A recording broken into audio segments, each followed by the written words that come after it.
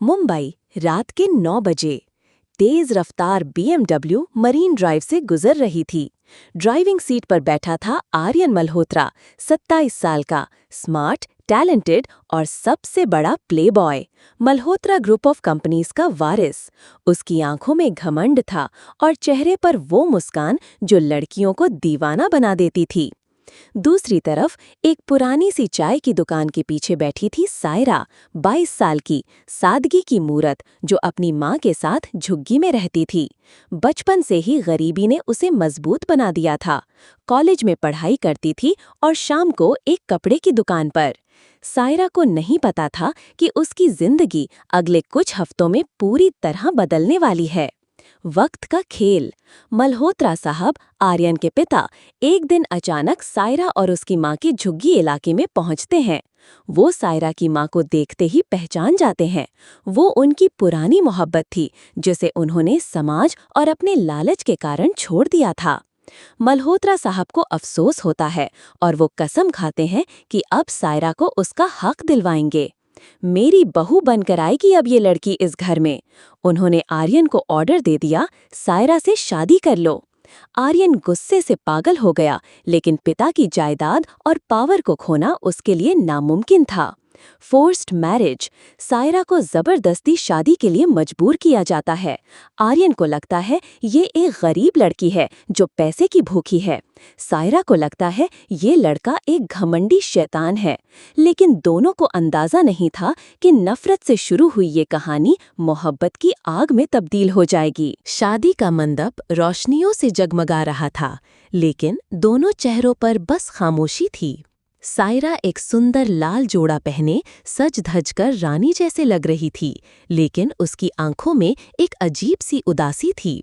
वो जानती थी कि आज से जिंदगी किसी और की बन गई है और खुद वो सिर्फ एक जिम्मेदारी बनकर रह गई है। आर्यन मल्होत्रा, एक अमीर बिजनेस टाइकून का बेटा, जिसने ये शादी सिर्फ अपने बाप के सामने झुकने के लिए की थी। उसके लिए ये रिश्ते का मतलब था कंट्रोल, पावर और ईगो का जवाब। शादी के बाद का पहला लम्हा। आर्यन ने सायरा की तरफ देखा भी नहीं। उसके चेहरे पे बस एक फोर्स्ड स्माइल थी, मीडिया के कैमरास के लिए। सायरा ने दिल पर पत्थर रखकर उसका हाथ पकड़ा। स्माइल करो, आर्यन ने धीरे से कहा, तुम्हारे सपने पूरे हो गए ना? सायरा कुछ नहीं बोली, बस आंखों में थोड़ा सा पानी भर आया, जो उसने मुस्कुराहट के पीछे छुपा दिया। मल्होत्रा हवेली की दहलीज। जैसे ही सायरा ने घर में कदम रखा, आर्यन की माँ ने आरती उतारी, लेकिन आंखों में कोई प्यार नहीं था। इस घर में कदम रख रही हो, लेकिन याद रखना, ये घर तुम्हारा कभी नहीं होगा, माँ ने सुने पड़तों में कहा। सायरा ने बस आंखों से झुककर प्रणाम किया और मन में सोचा, मैं किसी का प्यार नहीं मांग रही, बस इज्जत चाहती हूँ। पहली रात, नफरत का आगाज।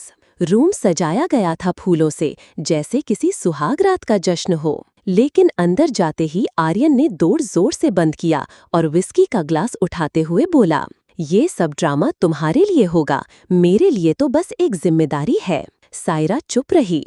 तुम्हारी माँ ने बेच दिया तुम्हें और मेरे बाप ने मुझे फोर्स किया कि मैं तुमसे शादी करूं। ग्रेट डील, हाँ? सायरा ने धीरे से कहा, मुझे भी ये रिश्ते की जरूरत नहीं थी, पर माँ की आंखों में आंसू देखकर हाँ कह दिया। आर्यन उसे देखकर हैरान हुआ। उस लड़की में दर्द था, लेकिन कमजोरी नहीं। समझौता। आर्यन ने कहा, चलो डील करते हैं, तुम्हें इज्जत चाहिए, मुझे आजादी। तुम अपना रास्ता चलो, मैं अपना। सायरा, लेकिन समझ लो, मैं तुम्हारा नाम कभी बदनाम नहीं होने दूंगी। आर्यन थोड़ा सॉफ्ट हुआ। पहली बार उसके चेहरे पे नरमाहट आई। तो फिर let's act like husband and wife, सिर्फ दुनिया के लिए। सुबह का सियासत। अगली सुबह सायरा ने रसोई घर में कदम रखा। नौकरानियों ने उसे ऊपर से नीचे देखा और एक दूसरे से हुस्की हुस्की बातें करने लगीं। सास ने देखते ही बोला, बहुत चालाकी से अमीरी में घुस गई हो, गरीब से सीधा मल्होत्रा खानदान तक ताली बजानी चाहिए। सायरा ने शांत स्वर में जवाब दिया, मैं यहाँ किसी का हक छीन कर नहीं, अपने फर्ज निभाने आई हूँ। आर्यन की दुनिया अलग थी। रात को आर्यन पार्टी करके लेट रिटर्न करता, लेकिन सायरा उसके इंतजार में जगती नहीं थी। वो अपने रूम के एक कॉर्नर में क्वाइटली बुक्स पढ़ती, डायरी लिखती, अपने सपनों और दर्द को शब्दों में उतारती। उसने अपने दर्द को भी कभी शिकायत नहीं। अजनबी साथी एक ही कमरे में। सायरा एक कोने में बैठी थी, बेड के पास पड़े एक छोटी सी टेबल पर अपनी डायरी लिख रही थी। हर लफ्ज में दर्द था, लेकिन हर लाइन में एक हिम्मत भी छुपी थी। मैं एक अजनबी आदमी की पत्नी हूँ, ना मुझे उसकी ज़रूरत है, ना उसे मेरी परवाह। लेकिन मैं टूटूंगी नहीं। जब तक माँ का चेहरा याद है, तब तक मैं मजबूत हूँ। तभी दरवाज़ा खुला। आर्यन ने अंदर कदम रखा। शर्ट के बटन्स खुले थे, आंखें थोड़ी लाल, शायद पी कर आया था। तुम अब तक जगा रही हो? उसने पूछा, जैसे शांति को तोड़ने के लिए बस कोई बहाना चाहिए हो। सायरा ने डायरी बंद कर दी। हाँ, नींद नहीं आई। आर्यन कुछ देर चुप रहा, फिर बोला, तुम मुझे जज करती हो? सायरा ने सीधे उसकी आंखों में देखा। मैं बस समझने की कोशिश करती हूँ। हर रात आप देर से क्यों आते हो? आर्यन थोड़ा हंस दिया, लेकिन उस हंसी में दर्द था। क्योंकि जब घर आता हूँ तो मुझे लगता है मैं अपना असली चेहरा लेके आया हूँ, और वो चेहरा किसी को पसंद नहीं। पहला सॉफ्ट लम्हा। उस रात आर्यन ने काउच पे सोया और सायरा बेड पर। रात के एक हिस्से में सायरा की आंख खुली। आर्यन कुछ अजनबी नाम लेकर बुरा सपना देख रहा था। नहीं, मुझे मत छोड़ो, रिया। सायरा चौंक गई। रिया? कौन है रिया? उसने आर्यन को संभालने के लिए उसका हाथ पकड़ा। आर्यन ने नींद में ही उसका हाथ जोर से पकड़ लिया। वो लम्हा छोटा था, लेकिन सायरा ने महसूस किया आर्यन के दर्द के पीछे कोई गहरी कहानी छुपी है। सुबह की शुरुआत, नई जज्बात का आगाज। अगली सुबह सायरा किचन में गई तो उसने सबके लिए चाय बनाई। आज पहली बार आर्यन भी टाइम पर उठा था। उसने सायरा की तरफ देखा। वो लाइट ब्लू सलवार सूट में सिंपल लग रही थी, लेकिन उसकी आंखों में शांति थी। तुम हर चीज इतनी कामली कैसे हैंडल करती हो? आर्यन ने स्माइल दी। जिंदगी ने सब कुछ जल्दी सिखाया, और फिर माँ ने एक चीज समझाई, इज्जत और सब्र कभी फेल नहीं होते। आर्यन कुछ नहीं बोला, लेकिन पहली बार उसकी आंखों में नफरत नहीं, क्यूरियोसिटी थी। ऑफिस पॉलिटिक्स और सायरा का सबसे पहला चैलेंज। आर्यन के ऑफिस में नए प्रोजेक्ट के लॉन्च के लिए पार्टी ऑर्गेनाइज होने वाली थी। आर्यन की माँ ने कहा, सायरा भी जाए ऑफिस पार्टी में, बीवी हो तो शौहर के साथ नजर आए। आर्यन हैरान था, लेकिन मना नहीं किया। पार्टी के लिए सायरा ने एक सिंपल सा ब्लैक गाउन पहना, क्लासी और ग्रेसफुल। सबकी नजर उस पर गई, कुछ जेलस नजरिए, कुछ सस्पिशियस। आर्यन के एक बिजनेस राइवल ने मजाक में कहा, नाइस टेस्ट आर्यन, गरीब घर की लड़की को लग्जरी में डाल दिया और ट्रॉफी वाइफ बना लिया। आर्यन ने गुस्से से जवाब दिया, केयरफुल कबीर, वो मेरी वाइफ है और उसकी बैकग्राउंड मेरी रिस्पेक्ट का हिस्सा है। सायरा हैरान थी, पहली बार आर्यन ने उसकी तरफदारी की थी। दिल के पीछे छुपा राज।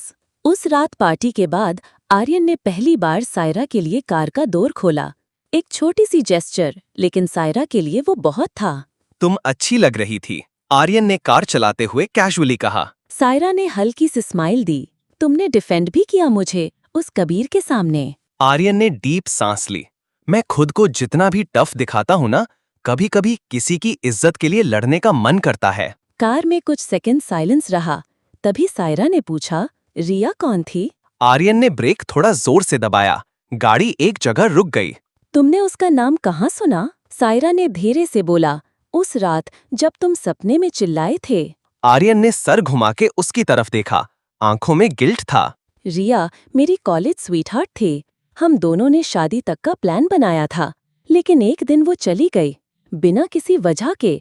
बस एक लेटर छोड़ा, यू डिजर्व बेटर आर्यन। तब से मैं किसी पर भरोसा नहीं कर पाया। सायरा चुप हो गई। उसने महसूस किया आर्यन सिर्फ एरोगेंट या रूड नहीं था, वो अंदर से टूटा हुआ था। और तुम? आर्यन ने पहली बार उससे कुछ पर्सनल पूछा।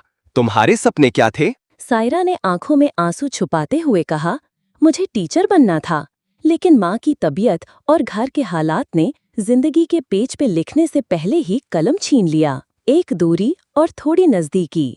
उस रात आर्यन ने पहली बार बेड का एक कोना शेयर किया। बीच में डिस्टेंस था, लेकिन साइलेंस कंफर्टेबल था। न कोई शिकायत, न कोई झूठ, बस दो सच्चे लोग एक कमरे में। सुबह आर्यन जल्दी उठा। किचन गया। नौकरानी हैरान थी। सर, आप सुबह किचन में? एक कप चाय बनाना सीखना है, सायरा के लिए। सास की नजर और नया साजिश। नीचे ड्राइंग रूम में आर्यन की माँ मिसेस मल्होत्रा अपने लॉयर से बात कर रही थी। सायरा को घर में एडजस्ट तो करवा दिया, अब वक्त है उसे मजबूर करने का कि वो ये रिश्ता छोड़ दे। लॉयर ने हैरान होकर पूछा, लेकिन मैम शादी हो चुकी है। आर्यन के दिल में अभी भी रिया है। मुझे सिर्फ एक झटका देना है। उस लड़की को या तो भागने पे मजबूर करना है या उसे गलती पे लाना है। सीन एक सुबह, सायरा का रूम। सायरा डायरी लिख रही थी। आर्यन अब रूटीन में उसे पोलाइटली बात करता था, लेकिन उस क्लोजनेस का रंग अब हल्का सा धुंधला पड़ गया था। वक्त ने सिखाया है, खुद से प्यार करना जरूरी है। अब मैं सिर्फ किसी की बीवी नहीं, अपने सपने भी पूरी करूंगी। उसी वक्त आर्यन ने रूम में नॉक किया। उसके हाथ में एक न्यूज़पेपर और एक कॉफी मग था। तुम्हारे लिए एक आर्टिकल था बिजनेस स्टार्टअप्स पे, मुझे लगा तुम्हें पसंद आएगा। सायरा ने हैरानी से देखा, तुम्हें कैसे पता? आर्यन ने हल्की सी मुस्कान दी, मैं देख रहा हूँ तुम अपने लिए कुछ करना चाहती हो। सायरा का सपना, अपना बुटीक। नीचे डाइनिंग टेबल पर सायरा ने आर्यन की माँ से पूछा, माँ जी, अगर मैं एक छोटी सी बुटीक खोलना चाहूँ तो? मिसेस मल्होत्रा ने आंख उठाकर देखा, ठंडी सी हंसी दी। पहले इस घर में अपनी जगह बना लो, फिर बिजनेस का सोचना। ये सब तुम्हारे जैसी लड़कियों के लिए नहीं होता। सायरा ने कुछ नहीं कहा, बस आंखों में एक थान थी। आर्यन ने सब सुना, वो चुप रहा, लेकिन अंदर से उसने फैसला किया, सायरा की मदद करेगा। रिया की चाल, एक लंच इनवाइट। आर्यन को रिया का मैसेज आया, can we catch up over lunch as old friends? Aryan hesitant था, लेकिन गया। सायरा ने जाना, लेकिन कुछ नहीं कहा। सिर्फ एक दर्द भरी खामोशी उसकी मुस्कान के पीछे छुपी थी। लंच पर रिया ने आर्यन से कहा, तुम बदल गए हो, पहले तो मुझे देख के तुम्हारा चेहरा चमक उठता था। आर्यन ने ब्लैंक एक्सप्रेशन के साथ कहा, पहले मैं तुमसे प्यार करता था, अब सिर्फ समझ गया हूँ कौन गया और कौन साथ था। रिया ने चीखी नहीं, रोई नहीं, बस एक और प्लान सोच लिया। सायरा का बिजनेस प्लान, आर्यन की मदद। अगली रात आर्यन सायरा के पास आया। उसके हाथ में एक फोल्डर था। मैंने कुछ इन्वेस्टर्स और एक डिजाइनर से बात की है। अगर तुम सच में बुटीक खोलना चाहती हो तो मैं तुम्हारे साथ हूँ। सायरा ने हैरानी से पूछा, तुम क्यों हेल्प कर रहे हो? क्योंकि मैं चाहता हूँ तुम खुद को खुद के लिए डिफाइन करो, मेरी वाइफ होने के लेबल के बिना भी। उस लम्हे में सायरा कुछ बोल नहीं पाई, सिर्फ आंखों से थैंक यू कहा। इमोशनल डिस्टेंस, जज्बात के बीच की दीवार। जब दोनों काम की बातें करते तो सब नॉर्मल था, लेकिन रात में जब वो एक ही रूम में होते तो बीच में खामोशी थी। आर्यन कंफ्यूज था। सायरा की स्ट्रॉन्ग प्रेजेंस उसके दिल में सॉफ्ट जगह बनाने लगी थी, लेकिन रिया का वापस आना उसके अंदर एक गिल्ट जगाता था। सायरा भी आर्यन के लिए कुछ महसूस करती थी, लेकिन उसने अपने सपने और सेल्फ रिस्पेक्ट को पहले रखना चुना। सीन एक सुबह, नई दुकान की छोटी सी स्पेस। सायरा एक छोटी सी जगह के सामने खड़ी थी, एक पुरानी शॉप जिसे वो एक मॉडर्न बुटीक में बदलने वाली थी। आर्यन उसके साथ था। ज्यादा बड़ी नहीं है, लेकिन यही मेरी नई दुनिया होगी, सायरा ने मुस्कुराकर कहा। आर्यन ने उसका चेहरा देखा। उसके चेहरे पर पहली बार एक अलग सी रोशनी थी, अपने सपने को छूने वाली रोशनी। मैं तुम्हारे साथ हूँ सायरा, लेकिन याद रखना, तुम्हारा ये सपना सिर्फ तुम्हारा है और तुम ही इसे पूरा करोगी। नए सफर की तैयारी। अगले कुछ दिन आर्यन और सायरा ने मिलकर बुटीक के रेनोवेशन में काम किया। आर्यन ने डिजाइनर अरेंज किया, इंटीरियर्स का प्लान बनवाया और सप्लायर्स ढूंढे। सायरा ने पहली बार आर्यन को उस एंगल से देखा जो उसने पहले कभी नहीं देखा था, एक पार्टनर, एक सपोर्टर, एक प्रोटेक्टर। लेकिन दोनों के बीच एक अनसेट डिस्टेंस था। ना वो पहले जैसा सार्कास्टिक आर्यन था, ना सायरा उतनी खुली खुली थी। हर लम्हा प्रोफेशनल था, लेकिन दिल में कुछ और छुपा था। आर्यन की माँ का डाउट। मिसेस मल्होत्रा ने आर्यन से पूछा, तुम सायरा में इतनी दिलचस्पी क्यों ले रहे हो? बिजनेस में तो तुम कभी किसी को इंटरफेयर नहीं करने देते थे। आर्यन ने कोल्डली कहा, क्योंकि वो डिजर्व करती है और मैं किसी की इज्जत करना सीख रहा हूँ। मिसेस मल्होत्रा ने अपना गुस्सा अंदर छुपा लिया। उसने तुरंत रिया को कॉल किया। उस लड़की के अगेंस्ट कुछ चाहिए मुझे, और जल्दी। रिया की चाल, सायरा के बुटीक में एंट्री। एक दिन बुटीक की सेटिंग के दौरान रिया वहां आई। High heels, branded bag, confident smile. Wow Saira, ये तुम्हारा है, इम्प्रेसिव। सायरा ने पोलाइट टोन में कहा, थैंक्स, आपको यहाँ देखकर हैरानी हुई।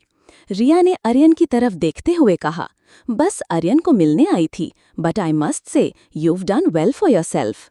जाते जाते रिया ने सायरा के ईयर के पास झुककर कहा, लेकिन याद रखना, मैं वापस आई हूँ अपना अधूरा काम पूरा करने, और आर्यन, उसका दिल पहले भी मेरा था। सायरा के हाथ ठंडे हो गए, लेकिन उसके चेहरे पे कोई रिएक्शन नहीं था। उसने सिर्फ एक बात सोची, मैं किसी की पत्नी के लेबल से नहीं, अपने दम पर जीतूंगी। रात का लम्हा, जज्बात के बीच का फासला। उस रात आर्यन बालकनी में खड़ा था। सायरा उसके पास गई। दोनों के हाथ में कॉफी थी। तुम थक गए होगे, सायरा ने कहा। आर्यन ने सिर्फ इतना कहा, तुम स्ट्रांग हो सायरा, शायद इसीलिए मैं तुम्हारे पास आता हूँ जब मुझे खुद पे भरोसा नहीं होता। सायरा ने बस एक नज़र उस पर डाली, फिर कहा, मैं तुम्हारा सहारा नहीं बनना चाहती आर्यन, मैं चाहती हूँ कि तुम मुझे एक बराबर समझो, न ज्यादा न कम। आर्यन कुछ बोलना चाहता था, लेकिन खुद से ही लड़ रहा था। दोनों पास थे, लेकिन दिल के अंदर एक दीवार बन गई थी, नफरत की नहीं, जज्बात की।